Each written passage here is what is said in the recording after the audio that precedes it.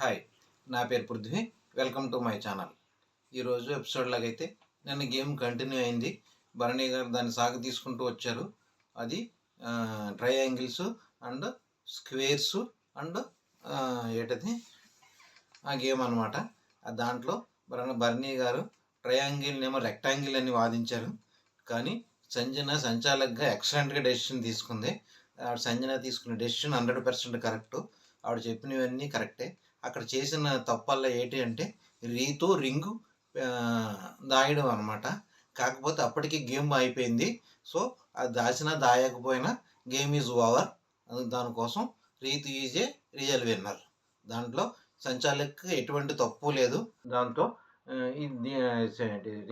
Ticket to ఫినాలేలోంచి Bharani garu out అయిపోయారనమాట. దాంతో ఫైనల్గా ముగ్గురు మిగిలారు. పవన్ కళ్యాణ్, ఇమానియల్ అండ్ రీతు. వీళ్ళు ముగ్గురికి కలిసి ఒక గేమ్ పెట్టారనమాట. ఒక వాల్ లాంటిది కట్టి దాన్ని బాల్స్తో పడగొట్టడం. సో ఫస్ట్ రౌండ్లో పవన్ కళ్యాణ్ గెలిచాడు. పాపం అందరూ కలిసి రీతుని ఏకం చేసి వదిలేశారు. ఒక్క డెమాన్ పవన్ ఒకటే రీతుకు సపోర్ట్ చేశారు. కనుమ వాళ్ళందరికీ ఇమానియల్కి పవన్ కళ్యాణ్కి కొట్టారనమాట. సో దాంతో పవన్ కళ్యాణ్ గెలిచాడు. రీతు లక్ ఏంటంటే ఓడిపోయిన వాళ్ళిద్దరికి మళ్ళీ గేమ్ పెట్టాడు అనమాట. అదొక లక్కు. లేకపోయి ఉంటే రీతు పోదును. నెక్స్ట్ ఫస్ట్ ప్లేస్లో పవన్ కళ్యాణ్, సెకండ్ ప్లేస్లో ఇమానియల్, థర్డ్ ప్లేస్లో రీతు ఉన్నారనమాట. తర్వాత ఇప్పుడు సెకండ్ గేమ్ మళ్ళీ అదే గేమ్ సెకండ్ గేమ్ ఇమానియల్కి రీతుకి పెట్టాడు అనమాట. దాంట్లో ఎవరెవరిని కొట్టాలని ఎంచుకోమన్నారు. సెకండ్ గేమ్ స్టార్ట్ అయింది. ఇమానియల్ని డెమాన్ పవన్ తనూజ కొట్టారు. రీతునేమో పవన్ కళ్యాణ్, భరణి గారు కొట్టారనమాట. సో దీంతో డెమాన్ పవన్ బాగా ఆడాడు. కాకపోతే అంతకన్నా కనపడకుండా గేమ్ ఆడింది మాత్రం తనూజానే.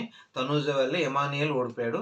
తనూజ కొట్టిన బాల్స్ వల్ల ఇమానియల్ వాల్ పడిపోయింది. సో దాంతో ఇమానియల్ ఓడిపోయాడు అనమాట. సో అది బ్యాడ్ లక్ అని చెప్పుకోవాలి. తనూజ కొట్టడం, బాల్ తగలడం అన్నీ జరిగిపోవడంతో out of the race Emmanuel అయిపోయాడు. ఫైనల్గా రీతోను పవన్ కళ్యాణ్ వచ్చారు. దీనికి కూడా సంచాలకుగా సంజన గారిని ఎంచుకున్నారు. ఎందుకంటే ఆవిడ కరెక్ట్గా చెప్తుంది, బాగానే ఉంది. దీంట్లో ఆవిడ మిస్టేక్ అయితే ఏమీ లేదు. ఈరోజు జరిగిన గేముల్లో ఆవిడ మిస్టేక్ అయితే ఏమీ కనిపించలేదన్నమాట. పవన్ కళ్యాణ్కి రీతుకి గేమ్ పెట్టాడు. కొంచెం హార్డ్గానే ఉంది. అది ఆర్మీలో పెట్టిన గేమ్ లాంటిది పెట్టాడు. కానీ ఆర్మీ అంటే ఆర్మీ కాదు, కానీ సింపుల్గా అలాంటి మోడల్ గేమ్ అనమాట. ఆ గేమ్ సంచాలకుగా తనూజ, డెమాన్ పవన్ ఉన్నారు. సో దాంట్లో పవన్ కళ్యాణ్, రీతు చౌదరి బాగా ఆడారనమాట. ఎక్సలెంట్గా రీతు చౌదరి బాగా ఎక్సలెంట్గా ఆడింది. పవన్ కళ్యాణ్కి ఏం తీసిపోకుండా ఆడిందనమాట. సో మొత్తం మీద పవన్ కళ్యాణ్ గెలిచి టికెట్ టు ఫినాలే రేసును గెలుచుకున్నాడు అనమాట. ఫస్ట్ ఫైనలిస్ట్ పవన్ కళ్యాణ్ అనమాట. సో పవన్ కళ్యాణ్ గెలడం హ్యాపీనే. బట్ పవన్ కళ్యాణ్ గెలడం వల్ల పవన్ కళ్యాణ్ కలిసి వచ్చేది ఏమీ లేదు. ఓటింగ్ కూడా పెరిగే అవకాశం కూడా లేదు, అలాగని తగ్గడం కూడా లేదు. కానీ రీతు చౌదరికి అవసరం. ఎందుకంటే రీతు చౌదరి నామినేషన్లో ఉంది. ఒకవేళ ఎలిమినేషన్ అయిపోద్దేమో అని టెన్షన్ ఉంది. కాబట్టి రీతు చౌదరి గెలిస్తే లాస్ట్ 5 మెంబర్స్లో తను ఉంటుంది. ఎందుకంటే బిగ్ బాస్ విన్నరు పవన్ కళ్యాణ్ రేస్లో ఉన్నాడు. ఫస్ట్ అండ్ సెకండ్ ప్లేస్లో ఉన్నాడు. కాబట్టి టికెట్ టు ఫినాలే అన్నది పవన్ కళ్యాణ్కి పెద్దగా యూజ్ ఉండదని చెప్పుకోవాలి. అది ఈరోజు జరిగింది. ఫైనల్ డే ఓటింగ్ చూసుకున్నట్లయితే పెద్ద టికెట్ వెళ్ళిపోయేలాగే ఉంది. ఎందుకంటే ఫస్ట్ తనూజ కొనసాగుతుంది, నెక్స్ట్ ఇమానియల్ కొనసాగుతున్నాడు, సంజన గారు రేసులోకి వచ్చారు. సో ఈ ముగ్గురే సేఫ్లో ఉన్నారని చెప్పుకోవాలి. తర్వాత భరణి అండ్ సుమన్ శెట్టి, రీతు చౌదరి, వీళ్ళందరూ డెమాన్ పవన్, వీళ్ళు నలుగురు డేంజర్ జోన్లోనే ఉన్నారు. డబుల్ ఎలిమినేషన్ అయితే ఏ ఇద్దరైనా వెళ్ళిపోవచ్చు. సింగిల్ ఎలిమినేషన్ అయితే మోస్ట్లీ సుమన్ శెట్టి గారు కానీ రీతు చౌదరి కానీ వెళ్ళిపోవచ్చు. మ్యాక్సిమం సుమన్ శెట్టి వెళ్ళిపోవచ్చు అనుకుంటున్నారు.